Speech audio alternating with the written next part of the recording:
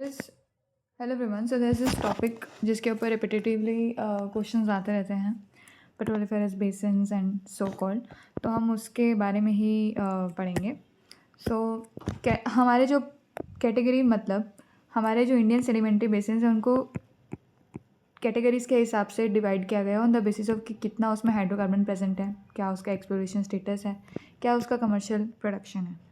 तो Indian sedimentary basins जो है 4 कैटेगरी में डिवाइड करे गए हैं. कैटेगरी 1 जो प्रोड्यूस कर रहे हैं, मतलब कि उसके अंदर हाइड्रोकार्बन रिजर्व्स हैं और कमर्शियली उसको प्रोडक्शन में लाया गया है.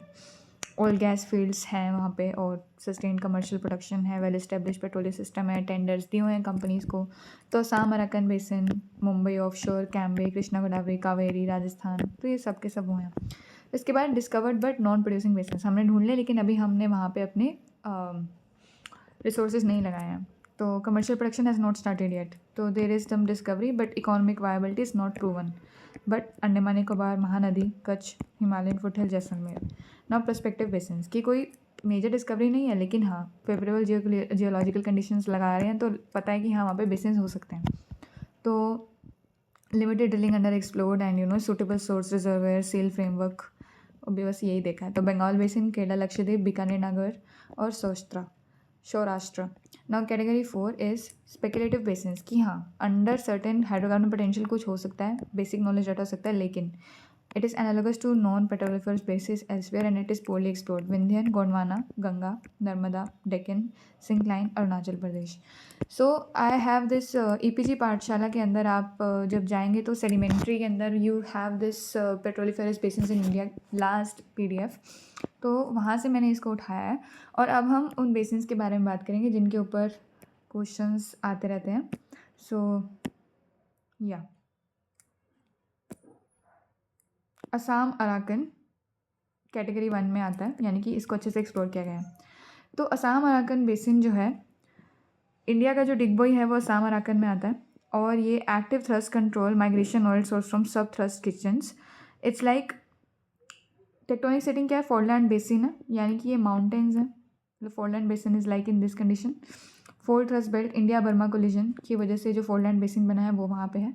क्रिटेशियस इसकी है एज ऑफ सेडिमेंट्स. हमें ये चीज़ें याद रखनी है, मैं इसको हाईलाइट कर देती हूँ. अपर क्रिटेशियस इसकी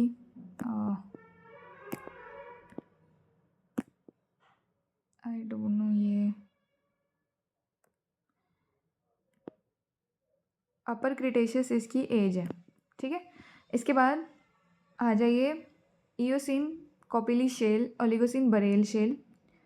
सो टाइप 3 कैरोजन हमें पता है कि कौन से होते हैं, ये वो है. सोर्स रॉक इसके अंदर शेल है. इतना याद रख लीजिएगा कि जहाँ पे आपको अब आपको GTS तो याद होगा, PEOMPH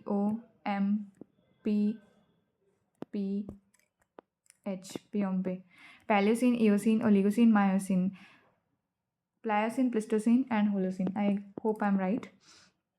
या सो सोर्स रॉक इसके अंदर कपिली शेल है. शेल इसके अंदर सोर्स रॉक है, बरेल शेल है.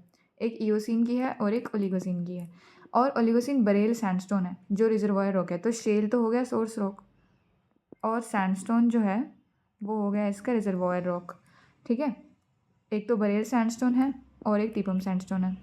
अब कैप रॉक सील जो होगी वो शेल की ही होगी, वो भी ओलिगोसिन, और वो ओलिगोसिन और मायोसिन की है. और Oligocene, Miocene shale, Pliocene, Girujan clay. Traps जो है स्ट्रक्चर है, फॉल्टेड एंटीक्लाइंस है. There's a structural traps and there is stratigraphic traps and there is combined traps. So it is a structural trap settings and stratigraphic lenses are there as well. Special features तो मैंने आपको बता दिए.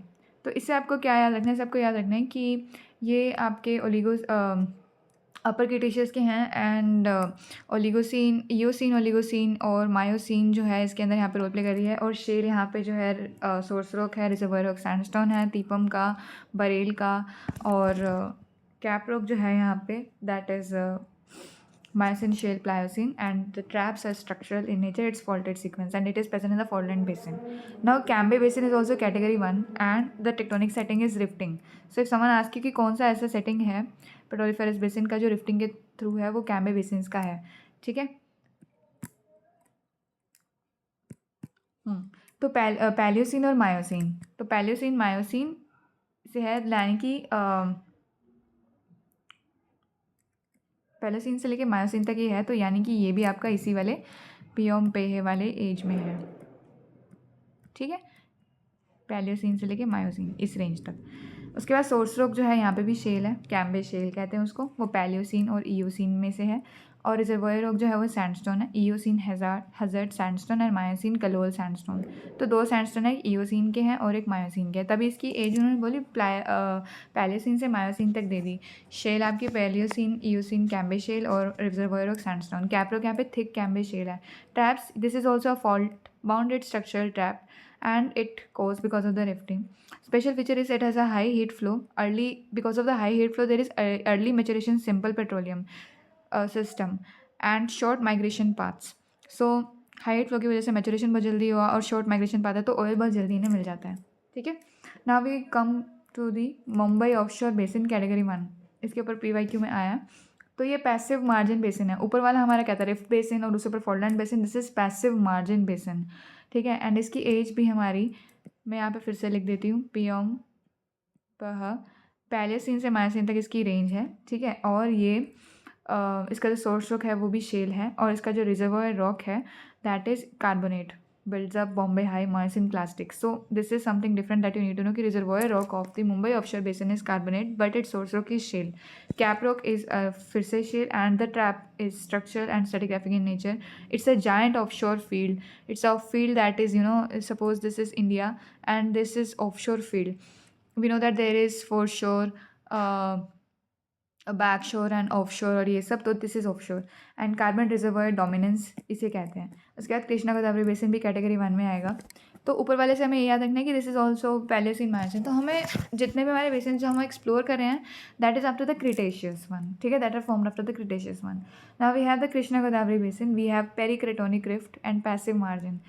सो somewhat rifting and passive margin का combination, और इसकी as जो है वो जुरासिक की है, तो वो उन सबसे पहले की है, ठीक है। और इसके अंदर मरीन शेल्स है, क्रिटेशियस के मरीन शेल्स, यानी कि जो हमारे केटी बाउंड्री है, क्रिटेशियस एंड टर्शरी बाउंड्री जो होती है केटी बाउंड्री, तो वहाँ पे मरीन शेल्स है, तो वो सोर्स रॉक है। शेल भी सोर्स रॉक है। रिजर्वॉयर रॉक यहाँ पे सैंडस्टोन है क्रिटेशियस का ही, और डीप वाटर टर्बिडाइट्स। और कैप रॉक यहाँ पे शेल है, वो भी क्रिटेशियस टर्शरी के। And stratigraphic is channel fills and pinch out structures.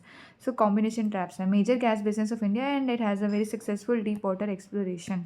This is Krishna Godavari basin. So यहाँ पे हमें याद रखना है कि उनसे पुराना है, that is of Jurassic to recent age, and Cretaceous marine shale, Cretaceous sandstone and marine shales is that example, and it's a stratigraphic channel fills and pinch out basin. Combination traps is this. Then we have Kaveri basin. Kaveri basin is also a pericratonic rift. ये भी हमारा pericratonic rift था, और इसकी as Jurassic से Palaeogene तक है।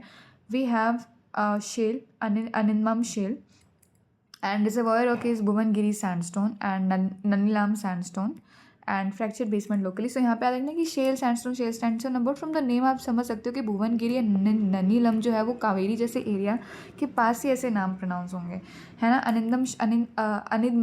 अनिमदम shell जो है वो भी कावेरी बेसिन से है। कैपरॉक जो है वो सेनोमेनियन एंड मास्टरेशन शेल्स के ऊपर है। और ट्रैप जो है स्ट्रक्चरल स्ट्रेटिग्राफिक कॉम्बिनेशन का, all types. And localise maturation, the special feature is there is localized maturation due to wrench tectonic basement plays present. So there is early localized maturation is there, and early maturation किस में थी हमारी, early maturation हमारी Cambay basins के अंदर थी, ये भी आपको याद रखना है। फिर आ जाइए Rajasthan basin, Barmer Sanchore. So it's a rifting basin that you need to know. सबसे पहला हमारा था फोरलैंड बेसिन। उसके बाद हमारा जो फोरलैंड बेसिन था वो कौन सा था, हमारा असम का बेसिन। फिर हमारा कैटेगरी 2 रिफ्ट बेसिन आया, 3 आया पैसिव मार्जिन, फिर पेरिक्रेटोनिक, फिर रिफ्टिंग। तो जुरासिक से पैलियोजीन तक है ये, तो इसकी एज भी ऑलमोस्ट उसी अराउंड है। और लाइकस्ट्राइन शेल्स हमें यहाँ पे मिलेंगे, okay, like there's a lacustrine type of environment. Then there is this reservoir rock is in Fatehgarh and Barmer Hill sandstone. Cap rock is shale volcanic traps locally, and there is a wax rich crude continental petroleum system over there. Then we have the Bengal basin, and it comes under the category 3. It's a gas prawn. We have the Fordip and the Delta basin, and it is Cretaceous to recent. Eocene, Oligocene, marine shales, lower Gondwana carbonaceous shales might be there. There is a Surma and Tipam sandstone that can be a reservoir rock, and Miocene, Pliocene shales are there. It has anticline traps and it has stratigraphic trap. Now, very thick sediment pile that is 20 km gas dominant underexplored. So so there's a one-line comparison UPSC friendly. Assam is a thrust-controlled oil basin. So we have this four-land basin, and Cambay is a rift basin, simple rifting basin. Mumbai offshore is a carbonate giant. KG is a deep water gas basin that we get. Kaveri is a rift plus basement place, and Rajasthan is continental like Eastern and Bengal is thick delta gas basin. So with this, I'm gonna end this video, and I hope that you guys can have a key aways that ये जो आपकी as है almost सब के सब इसी में लाई करते हैं, और जो से कुछ पहले वाले ऐसे पुराने वाले जो हैं वो कौन से हैं आपका जो कृष्णा गोदावरी बेसिन है वो पुराना है, आपका कावेरी है वो भी पुराना है, और आपका जो राजस्थान है वो भी पुराना है. तो कृष्णा, कावेरी और राजस्थान दिस ऑल आर पुराने, एंड बाकी सब के सब का जो एज है वो ऑलमोस्ट इसके अंदर है, उनका ही बस जुरासिक वाले टाइम पे जाता है. So with this I am gonna and this video, and I hope you understand the basins, and I'm totally sure in this attempt as well, we're gonna have question from this. Thank you.